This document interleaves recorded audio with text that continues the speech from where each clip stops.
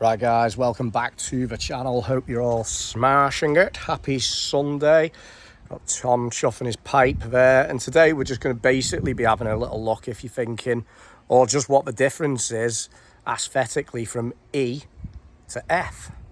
So let's have a little look and have a little walk around. Right, Tom's talking to himself. Right, so we've just been discussing that we personally think these are pretty much the last of the decent front ends grille setups from BMW, which in my opinion, BMWs, it was always the front end that grabbed you, that aggressive look.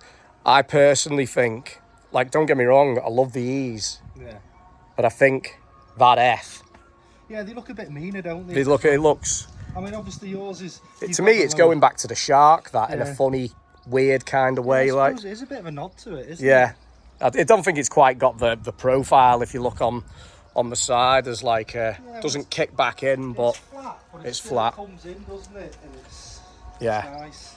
So in all honesty, on the E's, the V8 M3 that we did in the E's, I thought was absolutely amazing. I think it was a beautiful car with a beautiful soundtrack. And obviously then we dropped to the 6-cylinder in these, but these just look amazing. The front ends on these, I think, are really, really nice. You know, the new grille setup, bit controversial, innit?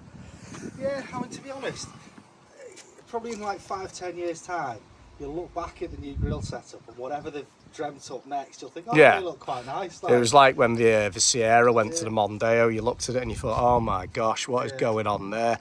But we'll probably be... Mondeos are quite nice. Yeah, true. So yeah, front end's the first major difference between these two. I think the F is slightly more aggressive than the E92, well, but still. The M3, isn't it? You've got the bulge in the bonnet. Yeah, the big power dome, as they call it. The wings, aren't they? Yeah. Stuff, so it's a bit more flared. So. But the F is a much wide. I noticed getting out of my F30 into this. This is a wider car, just like getting it through gates and stuff, and it does sit a lot wider than the E. No, well, I can 100% confirm that, because obviously with the E91 and the F31, I know it's not. Yeah. Down the entry at work, it's dead tight. I can fly down it with this. With that one, I've got to pull the mirrors in. Yeah. Otherwise, you've got like about 20 milliseconds. Yeah. So obviously, the profile on these cars is quite similar. You can still see. I can still see 36. And yeah, I can still. It's the same basic layout, isn't it? But if you look at this, and then you look at this, they are basically very similar. BMW have kept very similar lines, moving from generation to generation, which it works, doesn't it? Well, they've got to, really, haven't they? Yeah. They're coupe, aren't they? So it is what it is, isn't it? But the 4 Series is a much bigger car, isn't it, really? Yeah, it is. Well, the whole of the F Series is a bigger car compared to the E Series. So if we look at the rear ends, they're not that much different. They're both good looking cars at the back, in all honesty. Obviously, we've got a 3-litre diesel and a 3-litre petrol. That's obviously got the exhaust either side, because it's a 3.5 petrol. Obviously, this is just a 3-litre diesel. I say just, but it's not a 3.5D with the pipes either side. Couldn't do that conversion, though. That's another video. Yeah, that's another video. But yeah, not much difference. Just obviously, if you look at the back of this one, again, slightly wider. But it's like most cars today. As they get newer and they evolve, they always put weight on, don't they? Yeah, bit like us, Tom? Bit like us. They change the lines a bit, don't they? Yeah. Don't get me wrong, it's still a really nice car for like the E Series. There's still a really. I think that's a timeless. That's a timeless shape. I'd like to say they don't look dated, but compared to a lot of modern cars, they do a little bit. They do now. Because everything's going square lines, isn't it? Yeah. More lines at the bonnet and that kind of stuff. You're seeing less and less of these on the road now. Yeah.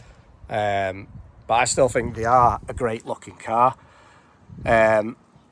Just something else, obviously, I want to touch on. You know, if you are coming from, you're an E-Series driver, we were talking about engine setup, weren't we? So obviously with this, from just off the top of my head, you've got the if you're a petrol guy, and you love your straight sixes, which is, let's face it, that's why most people got BMWs in the first place. Yeah, really.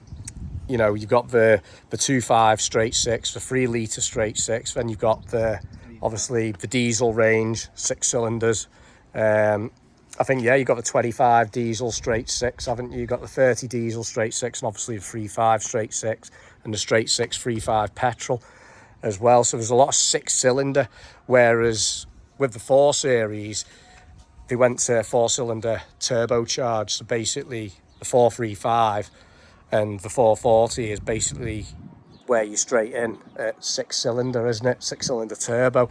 Whereas, you know, if your budget's not, you know, or you can't afford insurance, you know, there's not just like a little happy medium. You have to go for like a 428 or a 430, which obviously they're turbocharged 4 cylinders.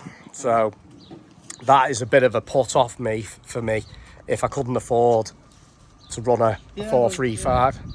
Well, yeah, I suppose, because if you bought, I mean, I suppose you'd even think if you bought a 425, it might have been a 6, didn't you? They don't do a 425. Well, there you go. If they did do one. Or do? No, they don't do. It's 428, isn't it? Yeah, it's 428. They do a 420 though, don't they? Yeah. Which is still, that's a 2 litre 4-banger, isn't it, again? It's a bit of a shame, really, because it's one of the 6 cylinder is kind of what BMW is. I'd rather drive the 2 litre, like in the E46, the 2.2 straight 6, like what my dad had in that E46, the Tourer. I'd rather drive that than what I've driven, the 2 litre turbocharged one of them, the 420. It doesn't feel great. I know you can map them and whatnot, well, it's all but done for, I think it's done for German emissions. Yeah, it is, definitely. Insurance categories and all that kind of stuff. So. That's it. So yeah, engines. I'm not the biggest fan of the engine selection in these, but that was a good range of engines, and obviously they had that screaming V8 under the lid as well. Yeah. Which, yeah, I do like the screaming straight 6, but I'm a V8 guy as well, so don't know. Yeah. Right, so the E-Series, they were a massive step up themselves. You know, we had the iDrive system and sat-nav. They came with the ZF6 Auto with paddles, which was pretty good for the day, weren't it? Yeah. You know, the general interior of these cars, you know, jumped onto the Dakota leather.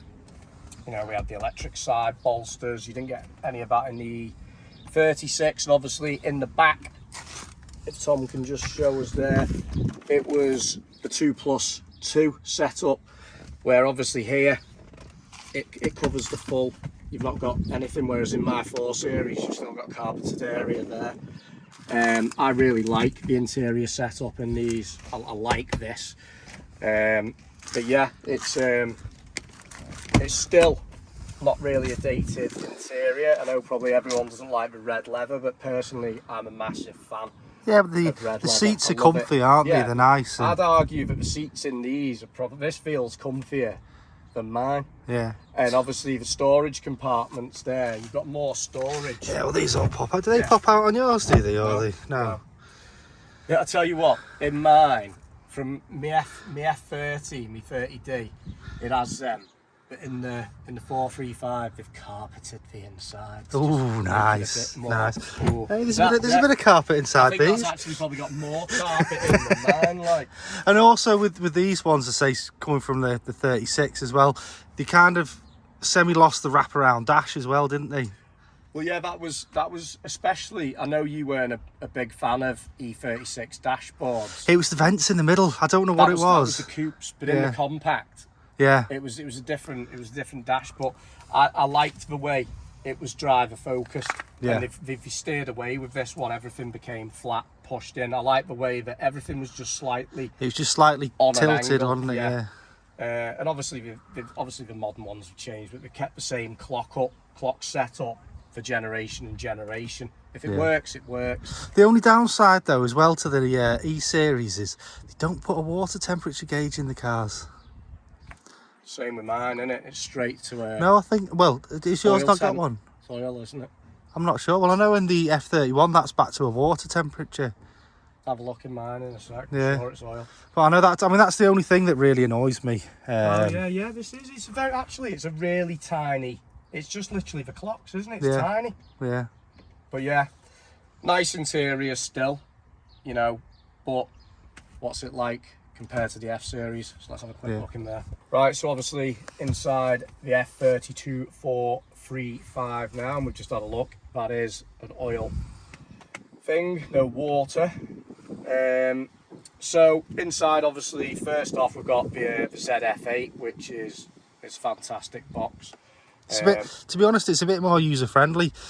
Using Liz's, the gears on this are a bit easier because you've got, let me remember, with it you've got, reverse is right the way up at the top and drive's right the way down at the bottom, whereas with Liz's it's a bit, I think reverse is like midway through the selection. Right, interesting. But yeah, still basic setup, you know, you've got the nice, you know, not everyone, you can upgrade obviously from Dakota. I actually went with my mate from work, Jago, to pick up a 430 Grand Coupe, 430D the other day, and there was a 4 Series Coupe there that had a leather upgrade.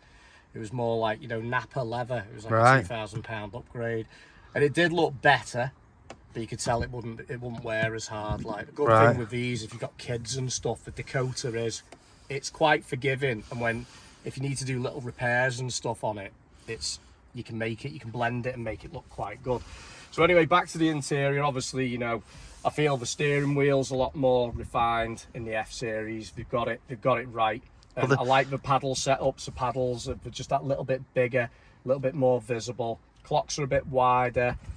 Still the same basic instrument cluster setup, but just a bit more space.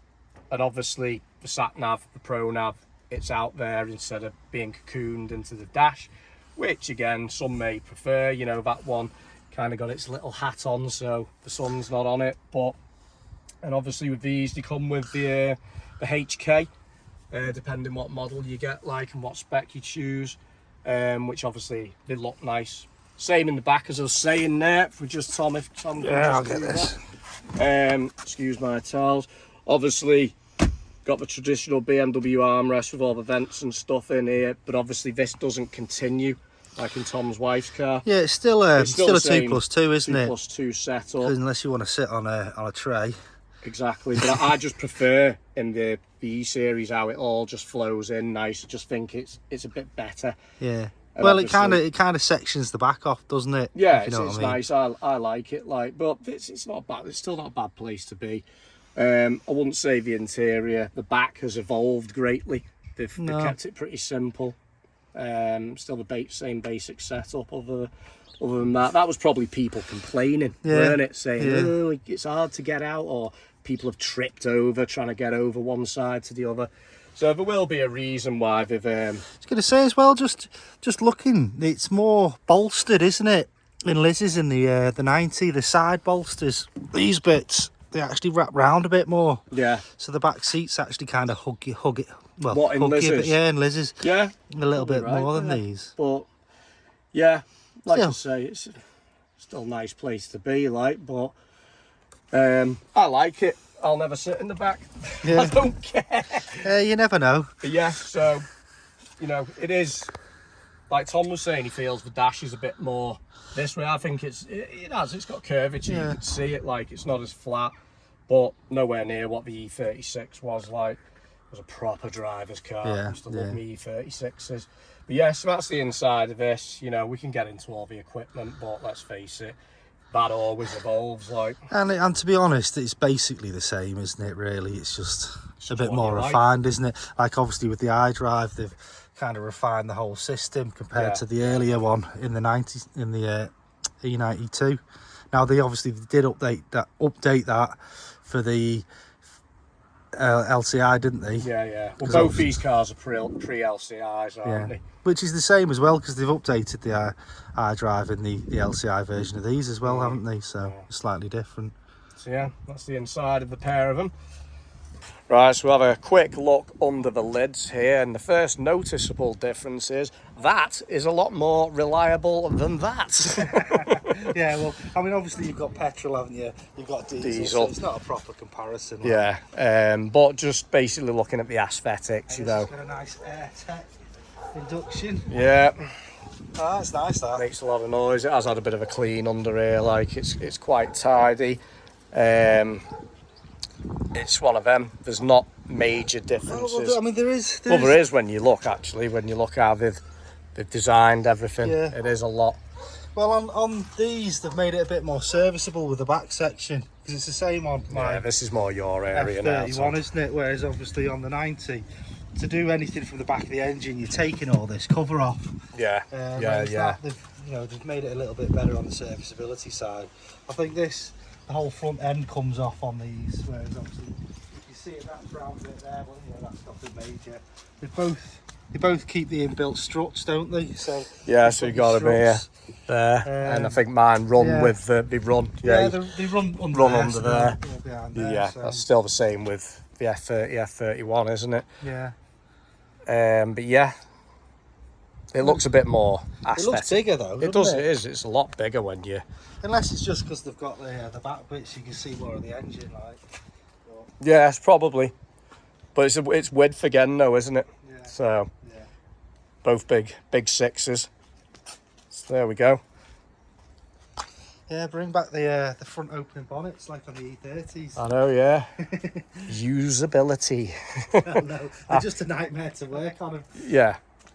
So there we go. That's under the lids. Nothing special, unless we want to spend hours getting technical. Right, guys. Well, there we go. Just a little walk around the two generations. Older, newer.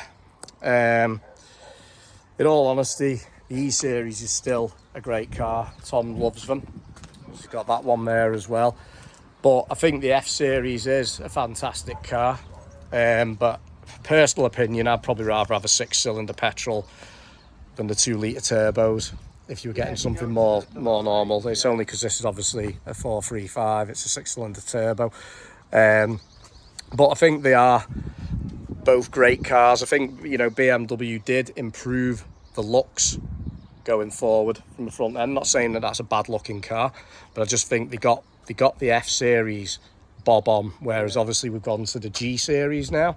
And it's still controversial. Don't get me wrong, new M4 comps and that, they do look good, but let's face it, we can't all afford full-blown M cars. So part of the reason they look better as well is, like you said, it's like they're on steroids. Yeah, they're like beefcakes, aren't they? Arches, yeah. But then when you get to a normal, say, 428 or even a 440, that hasn't got the wide arches and the big wide bumpers with all the blinking. It just look like a pair of goofy teeth. Yeah, it's one of them. It'll grow on us in time, probably, like you said before. But it's one of them, innit? Anything you want to add, Tom, between these two generations? There's a couple of things, like with the steering, obviously hydraulic going through to electric, which, to be fair, the electric steering is really good. Yeah. But you get a bit more feel with them. It depends. I think they improved the braking system slightly on these, but obviously then you got options of M Performance packages, didn't you? Yeah. Which obviously this isn't an M Performance package, but it has got the larger setup at the front. That's got the large discs on the front, and the calipers are massive on them. Like. Yeah. But obviously there's just a single pot. Yeah. These are twin pot. I think they might be. Yeah, they are big calipers on the front of that. Saying that though, it's a bigger car. Yeah, so it needs more braking, but there we go. It's not often we get these two side to side. The crux of it is these still really are a nice car. You don't get massive rusting issues on them because they've got plastic wings and stuff. Yeah. But obviously the newer car, they do look, they're just a bit more refined, aren't they? Yeah. But they come with the problems as well, don't we? Where this thing, you just start it and it just keeps going like... Well, it's the classic M57 engine, isn't it? Yeah. I mean, obviously you've got the M57 engine, haven't you, which is in the F31, which is still a good engine. Is that that's the N? Is That's that the M? Oh, sorry. So these are the M57, and then you've got the M57. Right. These are just pretty much bomb-proof.